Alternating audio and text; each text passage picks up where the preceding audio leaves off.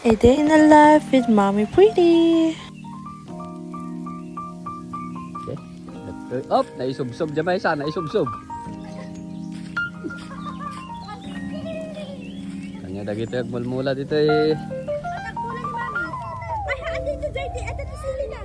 Sili dito anak, sili. Ay sos, aglablaban ta na nga makamula dyan ba isa? Nay, adat to yung farm dito na.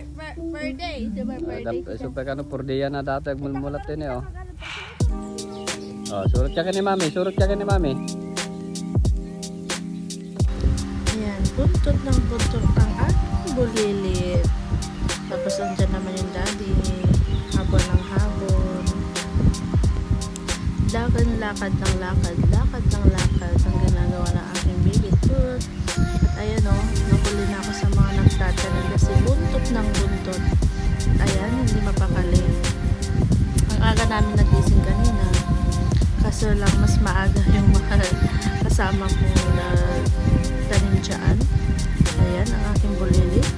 Sobrang malikot. Ayan. Ayaw talaga paawat ng bulilit namin. Lakad ng lakad. Ayan, hindi yan napapagod. Pero kinagabihan, dyan siya nilagnat. Sa kakalakad, kasi nga ang init dyan, ayaw talaga magpaawat. 9 AM yan eh. Maaga pa ito nagising para pumunta dito sa baba. Sa taniman, sa farm. Sila ng daddy niya. Ang aga nilang pumunta. For the hanap ng butterfly ang baby ko. Ayan. Balik-balik dyan. Hindi ko na ito namamalayan kasi nasa gitna na ako nagtatanong. Wow, at the piggy bear bear eh! Come here, come here! No, come here! Here, anak! Come here, nakita niyo baboy mo! Come here! Come here! Baka na! Ay, wow! At the piggy bear bear ko! Yay! Come here, paspasan! Paspasan, run, run! 55 days, data ka nun.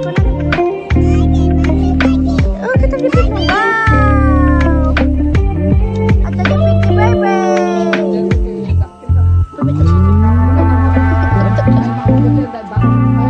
Wow! Yay! At the piggy bear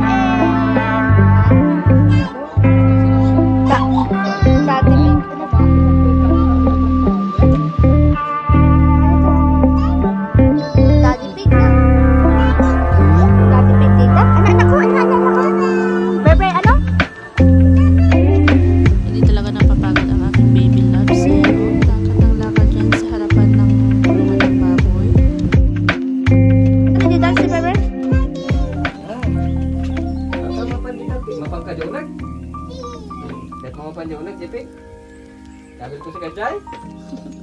Ha? Sabi ni Daddy si Ka? Ayan, nasa loob ng kulungan. Ikot pa din ng ikot. Hindi mapakali. Run and down. Hello, baby loves. Sige, higi. Bali, ayan, mag-start ulit ako magtanim. Kasama sila. Bali, 5 po kami na babae. Tapos yung mga nagbungkal kanina, mga boys, 2 boys yun. Bali, ganyan po magtanim. Hulog, apak, hulog, apak. Medyo nakakapagod na dyan kasi ano na yan eh. Ang hirap magtanim. Sobrang init, sakit sa ulo. Hindi ako nakapayong dyan, nakakap lang po. Ayan, yung mga kamaritasan. Sarap ng kwentuhan nila, hindi nila alam na katutok na yung camera. Hi, Carolita. Hi. Oh, hi. Hi. Vlog ko na yan. At video. Diba? Hi, Carolita. Diba nakatawa, wagas. Ayan, continue ulit magtanim. Hulog, apak, hulog, apak. Malapit na yun matapos. Nasa dulo na kami ng yan eh. Ayan, 2 pa yung nahulog. Dapat hindi yan magkakatabi. May space po sila para maganda yung tanim. Bali ayun, tapos na po yung yan. Tapos itong kalahati, yun na yung tatapusan namin. So, abangan po natin.